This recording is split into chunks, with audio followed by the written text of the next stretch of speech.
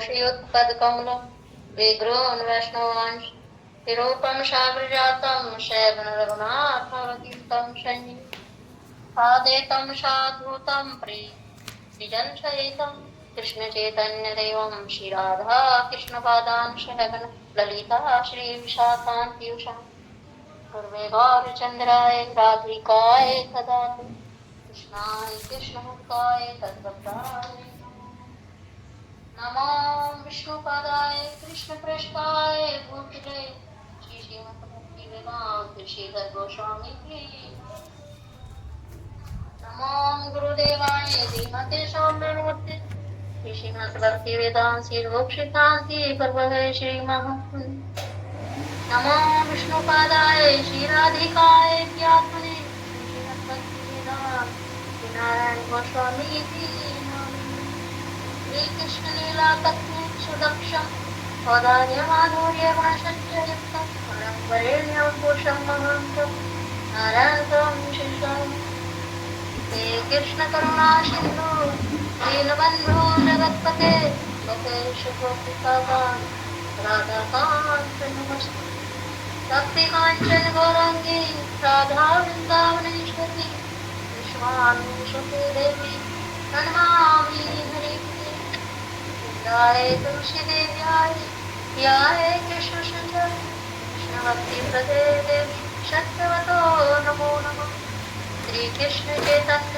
प्रभु नित्यानंद श्री अद्वैत गदाधर गौर भक्त वृंद बोलो हरे कृष्ण कृष्ण कृष्ण हरे हरे हरे राम राम राम श्रीरंगपट्टनम में अपने परम पूज्य तीर्थंकर स्वामी श्री श्री भक्तिवेदांत श्रीधर गोस्वामी महाराज जी अगर कमल चरण में साष्टांग दंडवत प्रणाम करती हूँ।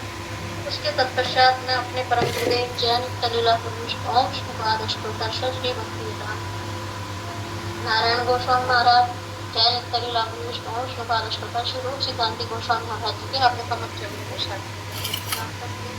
उसके पश्चात मैं अपनी शिक्षा गुरु श्री भगवताचार्य मधु दीदी का कमल चरण में साष्टांग दंडवत प्रणाम करती हूँ।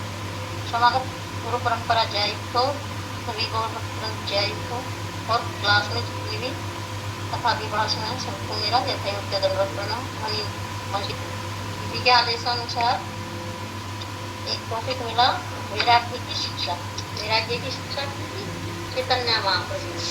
चैतन्य महाप्रभु हमारे जब गौर लीला में जन्म लिया तो उनके जो जन्म हुए तो बाकी के जन्म है उन्होंने सब अपनी ऐश्वर्य लीला माधुर्य सब, लेकिन इसमें इन्होंने अपनी औदार्य लीला का वो दिया और इसमें वैराग्य का वो दिया साधु तो इसमें आगे वर्णन किया कि भगवान श्री चैतन्य महाप्रभु काशी के मायावादियों का उद्धार करने के उपरांत वापस नीलांचल यानी के जगन्नाथपुरी लौट गए। प्रभु ने 24 वर्ष की आयु में ही संन्यास ले लिया था और 48 वर्ष की आयु में अपनी अप्रकट लीला का स्मरण कर दिया था।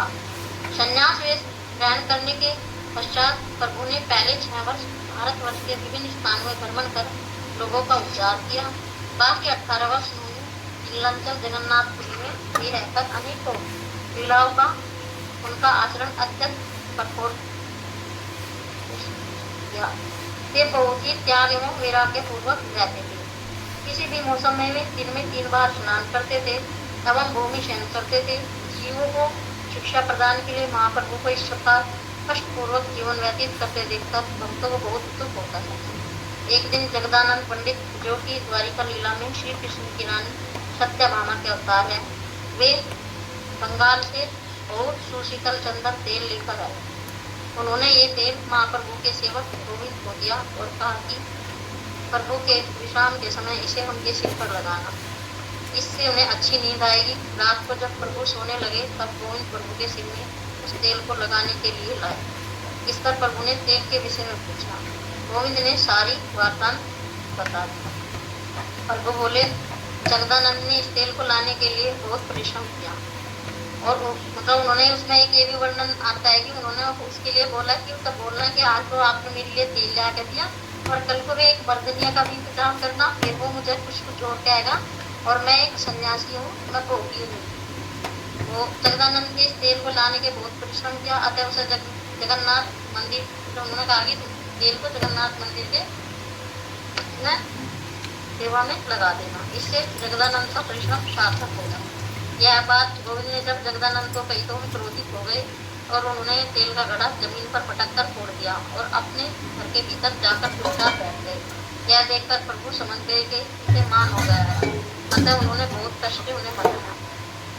इसी प्रकार प्रभु केले के पेड़ के छिलकों पर सोते थे और वे छिलके प्रभु के अति कोमल शरीर पर चुप गए। यह देखकर सभी भक्तों को बहुत कष्ट होता था। एक दिन जगदानंद ने एक उपाय खोजा। उन्होंने प्रभु के एक बहुत पतले से गेरुए रंग के बहिर्वास के महाप्रभु के पहनने के वस्त्र के अंदर समेत रुई भरकर एक गद्दे जैसा बना दिया। वैसा ही एक तकिया बनाकर गोविंद को देते हुए बोले, इस गद्दे में प्रभु को सुलाना। प्रभु के सन के समय स्वरूप दामोदर वहीं पर थे। उस गद्दे में तकिया का देखकर प्रभु क्रोधित हो गए। उन्होंने उस बिस्तर को फेंक कर तथा पुनः उसी केले के पेड़ के छिलके पर सो गए। यह देखकर प्रभु दामोदर एक उपाय किया। उन्होंने केले के सूखे हुए पत्तों को अपने नाखूनों से चीर कर प्रभु के एक मतलब जो उनका पहनने का वस्त्र है वही वास में भरकर उसे छिल दिया, जिससे वह एक गद्दा जैसा बन गया। वैसे ही ओढ़ने के लिए भी बना। सभी भक्ति अति आग्रह से प्रभु ने स्पर्श होना स्वीकार किया। इससे भक्तों को अपार आनंद हुआ। हरे कृष्णा। पांचाकल्पतरुभ्यश्च कृपा सिंधु